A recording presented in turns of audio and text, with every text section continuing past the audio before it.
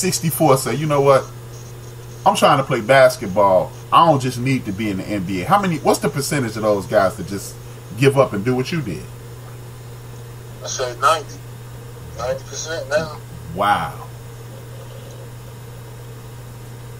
I mean, people have families to feed, and now it's like you can do what you love to get paid and support yourself and your family, whatever. Man. It's because NBA it's hard to crack.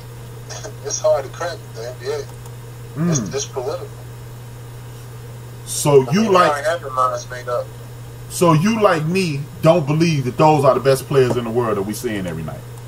Man, come on. You remember when Ginobili and them waxed them in the Olympics, and then you had that Croatian team with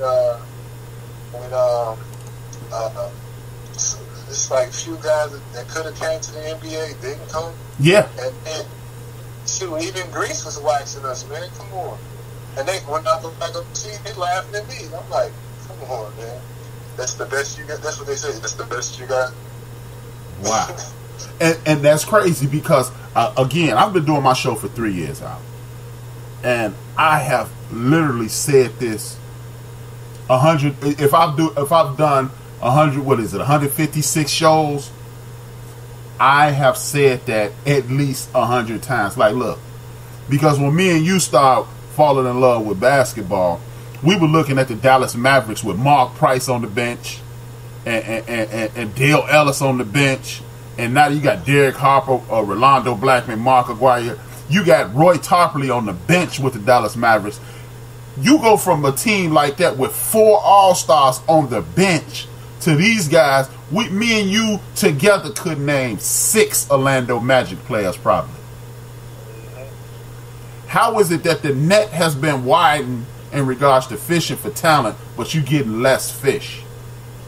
And so it's good to see that I'm just not talking to myself every Wednesday saying something that is unfounded, and it sucks because I want to see the best that they have to offer, and to find out that guys like me, I'm a sports junkie. You go, man, Alvin Sims had it, man. What happened? And then I'm hearing you killing in this league, and you killing in that league, and you killing in this league. And no offense to Pete Myers, and Pete Myers getting a contract. And and I don't mean any disrespect to Pete, but it's like I saw Pete and I saw you, and I'm going, I can do that. And it's like, what and again, it's always the buddy system and who you know versus what you know and things of that nature. With that being said, have you ever considered coaching? Oh yeah. I'm just I have a 15-year-old daughter right now. I'm just down to see, God hurt. She wants to play college basketball, so I got 2 more years with her, and I want to pursue it seriously. Okay. With that being said, now before I ask you about what you're doing currently, I see that Kenny Anderson went to a this is my theory. I think that guys like yourself and other guys should consider HBCUs because, our community consistently is crying that we're being exploited. Have you ever considered, like Kenny Anderson went to HBCU, George Lynch went to HBCU, Darryl Walker was coaching at Clark Atlanta, now Kenny's down there. Do you think it's possible? And because I know the Alvin Sims are not going to go. I know the Charles O'Bannons and those guys, they're not going to go. It's not even a question. What do you think if guys like myself get in contact with guys like you and Kenny, and we start filtering some of this second-level talent from places like Chicago, Detroit, New York, so forth and so on, into the HBCUs? My thought is this. After about 5 years of filtering in that talent with a guy like you who teaching these guys how to play basketball, it would be nothing for an HBCU team to make the Elite 8. Your thoughts on that, and do you think that's possible? No, definitely it's possible. Yeah.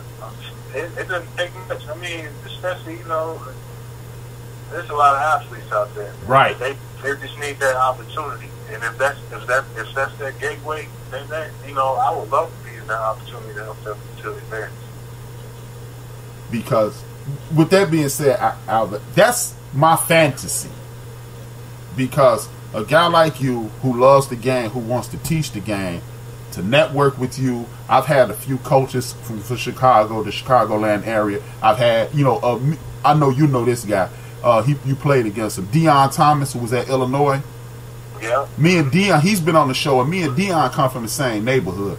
And like he said, he wants to do it. And that's my ultimate fantasy, to link up with guys like you and others who want to coach, potentially filter you guys to HBCUs and watch you guys actually teach basketball. And watch, because I'm tired of people saying things like, oh, well, that's just a stepping stone school. Because my theory has always been college football and basketball coaches are hired to become legends, and professional coaches are hired to be fired. Because it's only a matter of time before you get fired at an NFL, NBA level. But at college, Coach K is writing his own ticket. And Alvin, if he could funnel some of those guys, like when you used to travel to Chicago, people like Marcus Liberty and others, they're still having camps and things of that nature. Just imagine if they start funneling those guys to Alvin's University. And that's my goal, that's my dream. And I think it's accomplishable. And it's refreshing to hear someone from my generation saying, hey, man, we need to teach these people, because just like you got your education and you learn basketball. We need more Alvin Sims out there. And with that being said, tell me about what you're doing. I'm a basketball trainer, so, you know, kids come to me, wanted to work on the game, so I teach them straight fundamentals, game situations. Mm-hmm. I work on what I feel they need to work on. I try to teach balance, staying low, stuff they don't do today. That's fundamental, that can help you in your game. You know, ball handling, passing, shooting techniques. You know, footwork, agility. I work with it all. So my goal is to get you better, get you prepared to play for any coach, not just to go out there and be flashy, to be able to run their system, to be able to run their, you know, the plays, and, you know, just basically understand the game. Okay, great. How can people get in contact with you? All through social media. Instagram is AlSims05, ALSIMS 05. Okay. I have a Facebook page, S5 Academy, S5 Academy on Facebook, and Twitter is my name on Twitter. So, I mean, you can get on touch any social media site. Okay. Get in touch with me. Awesome. So, with that being said, I really want to keep in contact with you, because I've reached out to a few coaches, and they've been on the show here in Chicago, and I really want to put us in a situation, because like even Tracy Murray was saying that the art of actually playing basketball is being lost, because kids don't actually play basketball. They go see Alvin, learn the fundamentals, but they're not putting this to use, because they just run up and down the court at these Nike camps. They don't want to play pickup. Again, another goal of mine is to create a tournament, like a Rutgers kind of thing. But I want to do it in Louisville. I want to do it in Detroit. I want to do it in Memphis. I want to do it in St. Louis. I want to do it in Chicago. I want to do it throughout the country, and potentially get together and make us a national tournament.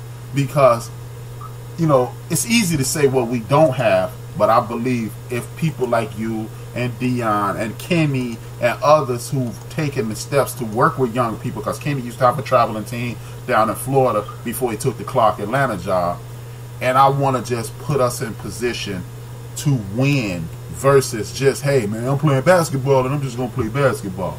because, like you said, there are a ton of athletes out there, and there are a ton of people who need opportunities, and the only way we're going to create those opportunities is to work together. So I'll definitely stay in contact with you. And as I stated before we got on air, right before we wrap this up, we have what is called the Supreme Court. The Supreme Court are either 9 basketball players at your position or 9 basketball players in general that tell the story of basketball. Because, the Supreme Court of the United States, they tell the story of the law of the land. So I want 9 basketball players from you that without these guys, there is no basketball in Alvin Sims' world. So with that being said, we have the 1, 2, 3, 4, 5, 6, 7, 8, 9 best basketball players in Alvin Sims' opinion. Number one inspiration is still writing a story. Mahmoud Abdul-Aruf. Wow, that's deep. I like that. The reason being, when I seen him play in LSU, and you had Shaq and Stanley Roberts. Yeah, Stanley Roberts. Mm-hmm. They weren't even noticeable, man. And he's 50 a game, shooting threes over 3 feet. Mm-hmm. Unbelievable. Awesome. Okay. Michael Jordan, of course. Changed the game. Well, I think it was Julius Erving 2.0. A lot of people don't say that. That's mad respect for you for saying that. Yeah, so, I emulated a lot from MJ. He inspired me a whole lot. So, like I mentioned before, Magic Johnson. Mm-hmm. Changed the game, 6'9" at the 1. Great passer, great ball handler. Yeah, he inspired a whole lot of point guards. I say definitely Jason Kidd probably emulated his game. Larry Bird. Larry Bird was tough. He wasn't scared of nobody. And then, that inspired me too. I'm like, this guy, ugly jump shot. I hated his jump shot, but it went in. Duncan, assists, played D, did it all. Say Dominique Wilkins. Another guy that people don't talk about enough. Yeah, he had so many highlights. So many that they don't even know about. That's why I'm glad, Instagram posting them all day long. And I liked how he revived his career. He went, he got, ended up going overseas and coming back. Ended up with San Antonio. Mm-hmm. You know what my favorite thing about Dominique Wilkins is? Dominique Wilkins is the only player, I believe, in NBA history that could say, I outplayed Larry Bird in a Game 7. They lost because Larry Bird had more help. But he can say, I outplayed Larry Bird one night. Right. Yeah, he did. Okay, finish. So, where am I now? You got 5 more to go. You got MJ, you got Mahmoud, you got Bird. Hold on. You got Bird, Magic, Mahmoud, MJ, and who else did you say? You said somebody else. Bird, MJ, who? Dominique. Yeah, Dominique. Yes. So you got 4 more to go. Okay. Next guy, I like Tim Hardaway. Gotta throw Chicago in there. Tim, the UTEP step between the leg crossover, that's my go-to. It was my go-to for years. Mm. You can catch it on a couple highlights I have on my Instagram doing Tim Hardaway. My man. Tim was tough, man. Even to his last career, his last few games with Miami. And I love his toughness and his ball handling. Let's see.